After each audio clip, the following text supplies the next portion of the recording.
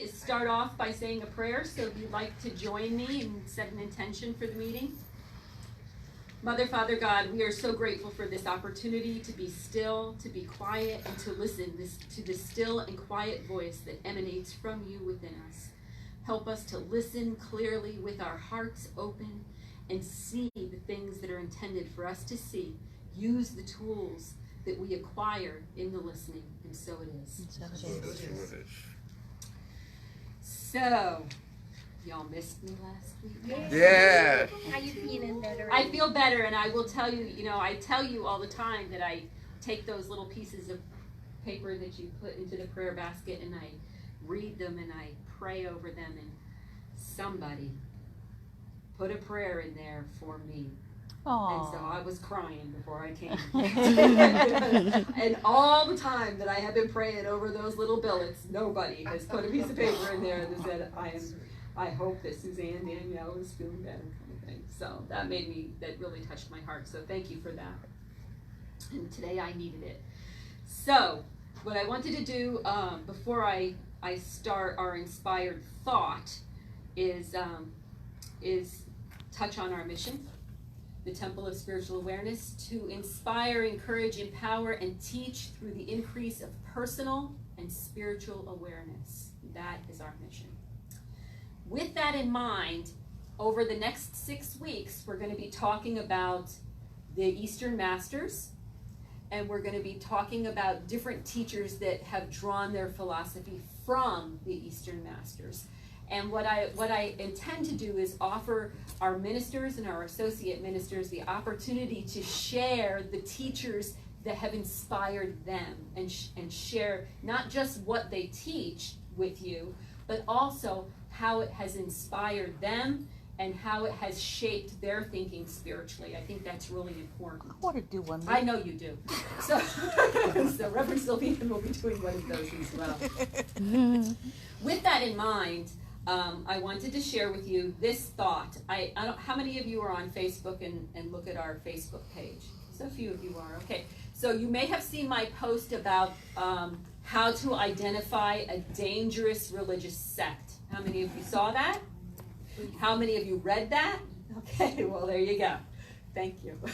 Thank you for reading that. And so I think it's really important to know, because quite often when we talk about the Eastern Masters, we are looking at it from the perspective of very open-minded, new age, new philosophy thinking. Although, I don't really believe in the new age because it's old age. But the reality is that the way that we think about philosophy and spirituality and theology is not typical to organized religion. And in my quest for information, one of the things that I ran into was a website that identified all the false teachers, all the false prophets in lists of people and false teachings. And those teachings were directly related to that specific theology's ideology. So what made it false was that you disagreed with me. Yeah. That's what made it false. That's it. And so I find that especially interesting, and we as a group do not believe in that kind of thinking. I'm not going to say that's not true because I say it's not true. That is not a reason to say that something is true or not true. You must base those ideas on some kind of hypothesis and some kind of proof in a long-term determination of action. So if you say this doesn't work because look, the same thing keeps happening over and over again. The world is flat because people keep walking to the end and falling off, right? Well, that's proof. We've gone to the end, we've looked over, and there's a chasm. Okay, the world is flat, I give you that, okay? There's a proof there. We've both seen it, we all agree.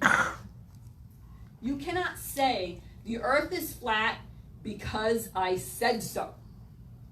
That is not sufficient proof. That is not sufficient proof. And so when we're looking at these philosophies, when we're looking at these ideas, we have to look at them with an open mind and away from that kind of thinking. And the truth is that even though most of us are very open-minded and very global in our perspective of spirituality, that we still come from a place that is not. Because how many of us were at one point indoctrinated in an organized faith? Yeah, so there you go. So you're gonna, even though you don't think you're in that same place, somewhere in the back of your head there's that little nagging voice that says, that's not what I read in the Bible. There you go. But it can't be true. So just put it out there. And so when we're talking about the enlightened ones, because a lot of times people refer to these gurus and these teachers and these babas as enlightened people, it makes us wonder, what does that mean exactly? And from a very Western perspective, it seems to me that we kind of feel like, wow, who do they think they are? Their disciples come and kiss their feet and sit there and listen to their wisdom like they're so important, they're so great. We don't have that kind of respect for our teachers in this country that they do in the East. And so it seems very strange to us, very foreign and very exotic to us.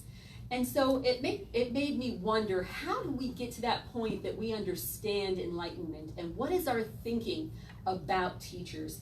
And so I'm going to share with you the thoughts of one of my master teachers. Oh, he would just die if he knew I said that. But that's okay because he's dead. Proof! That's proof! That's not horrible. He would laugh. He would laugh. He would really laugh. Okay, so I'm going to kind of play this clip and hold it up to the microphone. And here. What would it be like to be enlightened? We might consider the activities of a God-conscious spiritual teacher who is scheduled to lecture at a public meeting. How, we may wonder, will she travel there? Will she levitate and fly? Will she dematerialize and simply appear at the appointed place? Now, it's possible that she might be able to do those things, but more likely, as a human being, she would use her ordinary human ways of getting somewhere. Probably walk, or ride a bicycle, or drive a car, or take a plane or a bus. Now, the teacher might also decide to energize her biological system before leaving home. And while she could have developed the ability to enter deep meditation and absorb vital energy from the cosmos, it's more probable that she would have chosen the very effective method of eating food. What to wear. Indeed, the teacher could put on flowing robes and decorate her body elaborately. But if she was a Western teacher talking to a Western audience, she would probably clothe herself comfortably, consistent with the fashions of the day, put on socks and shoes and pants and a shirt. She would comb her hair and brush her teeth. Arriving at the place of the lecture, the teacher climbed several flights of stairs, causing her heart to beat faster and make breathing hard. And during encounters with individual members of the audience before the lecture, the teacher meets some who would cause discomfort, others to whom she feels drawn because of their physical attractiveness, and others with whom there is a special spiritual rapport. And she yawns. The teacher's eyes feel gritty because she stayed up late last night because of a flat tire. Now the teacher walks on stage and says, "Good morning. I want to talk to you about becoming God conscious." What? This person who gets around like the rest of us, who eats and sleeps like a regular person, whose body gets tired, who has emotions and feelings, who is uncomfortable with some people, who has flat tires, this individual is enlightened? But what do we expect? That God consciousness, which we can all attain, will transform us into non-humans, into science fiction space people? Of course not. Our humanness is not something to be circumvented. It is something to be completed. And that doesn't mean that we will stop eating or sleeping or bathing or finding places to live or travel about and have relationships. It does mean, though, that we shall be able to do these things with a sense of balance and optimism, that problems large and small will not consume us with fear, that we will be anchored in a sense of rightness, in a knowledge of our unity with all life, that we will remain poised and peaceful even while we flow with the creative undulations of an evolving universe, and that we will experience this as a particularly human way to know ourselves as creations of God. So for those of you who are not familiar, that was Dr. Reverend Paul Daniel. And so the only thing that I would replace in that particular lesson is that instead of enlightened, I would say awakened, because I think most of us our goal is enlightenment, and we are awake, but we are not what I would consider to be enlightened, but I'm not really sure I know what that is yet, because I haven't seen it. So I'm hoping to see it someday. And the reason that I shared that particular clip was because we're going to be talking about some people over the next couple of weeks that are controversial in the world. And some of them were human. Imagine that. They were frail. They did and said things that maybe were questionable at times, or in fact had behaviors and habits that were not consistent always with what they seem to be teaching. And why is that? How can that be if you're an enlightened person, if you're an awakened person? It's very easy, because you're a human being. And human beings are human beings. So we have to keep that in mind. And we're not talking about people that presented themselves as gods.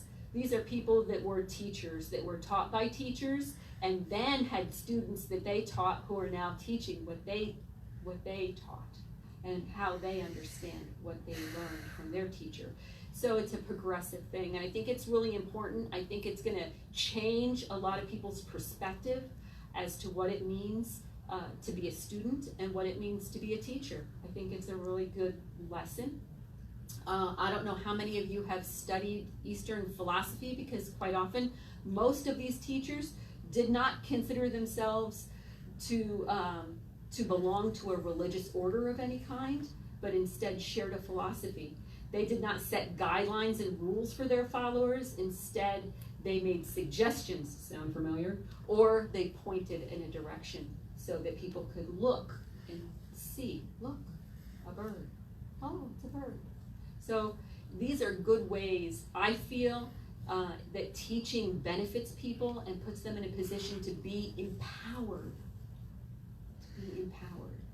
To feel as though they're encouraged by what they're learning, not that they're indoctrinated into what they're learning. There's a difference there. And so many New Age movements, many metaphysical philosophies are based on a lot of these ideas. And so it's good to know where they came from. So that's what we're going to be studying over the next 6 weeks. I'm going to take the first week, and I think that I'm kind of torn between two teachers. So of course, my favorite teacher, Muji Baba. So I love Muji, and those who don't know who he is, but also Ram Dass, who is an American, but it embraces very Eastern philosophy as well. So I'm not really sure which of those two I'll do, but I may do one and then do the other later on, but I will do both of those. So I hope that you'll enjoy that. And what we'll do is we'll have handouts for everybody, for each teacher that touches on their basic important points that they taught, because some of them are still teaching, like Ram Dass, and then why this might benefit you into looking into these kinds of teachings and these kinds of philosophies. And so that's all I have to say about that. Okay. So I hope that you'll enjoy it, and I leave that with you with its blessing. And we are going to do a meditation. If you would put your feet flat on the floor.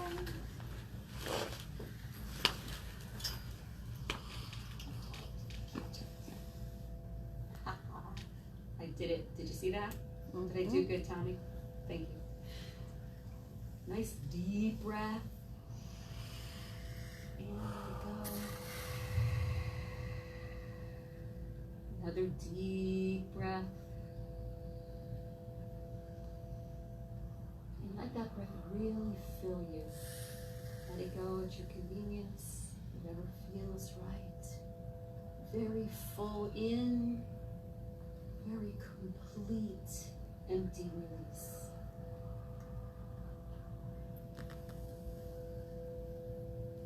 And then just breathe comfortably, relax in your body, relax in your mind, and relax in your thoughts. And tonight we're just going to be. There is no guide in your be. You just are. And so as you sit and breathe and be still, you become more aware of your body and the space around your body. Become more aware of thoughts that come up into your mind and emotions. And we acknowledge them. We don't push them away. We just acknowledge them.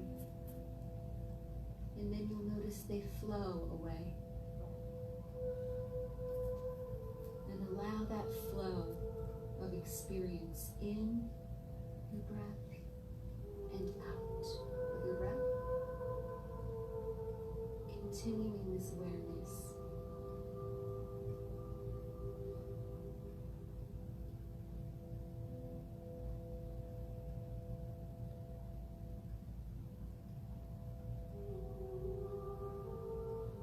Any tightness in your body, just use your breath to relax.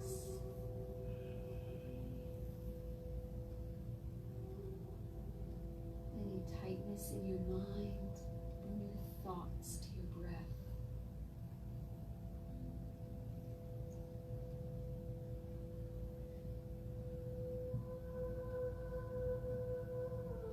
Breathing in, releasing tension.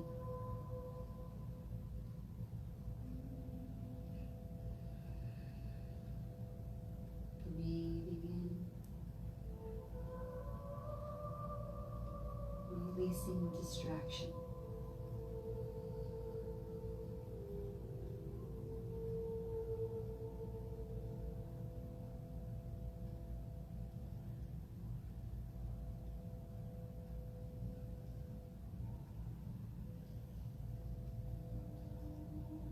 Breathing in,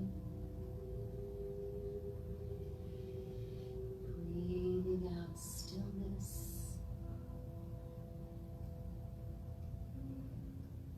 stillness in your mind, stillness in your spirit, stillness in your body.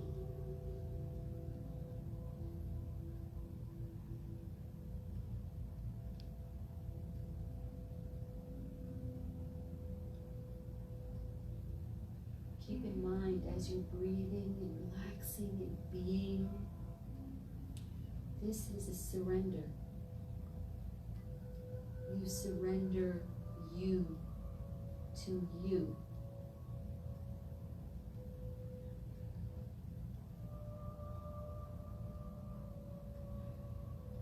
And you're worthy.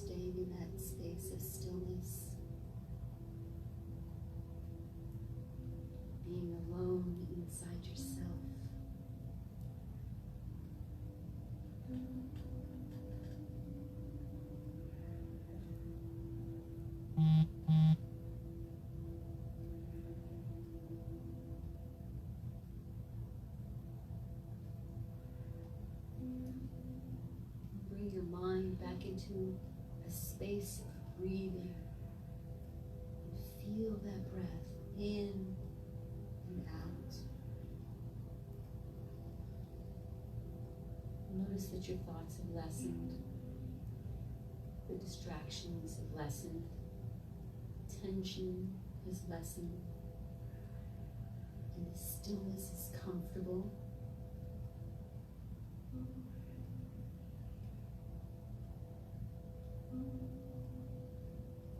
And even now, when we're beginning our waking breaths, it tugs at you to stay just a little bit longer.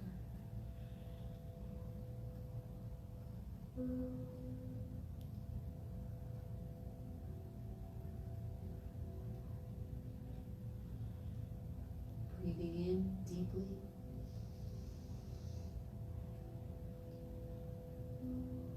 Feeling rejuvenated and energized and refreshed. More focused, clearer minded, calmer, more receptive, more open. Another deep breath in.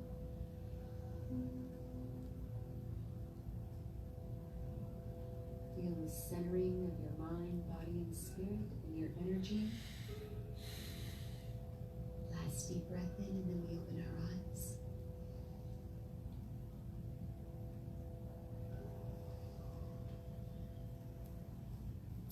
And when you're ready, you can wiggle your fingers and your toes.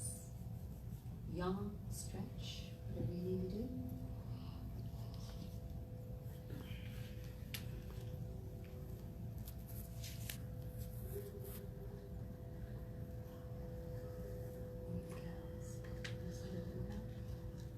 We really need to think about our meditation as our pastime.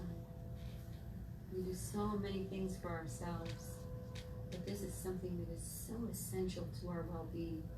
It's our me time, right? Our me time.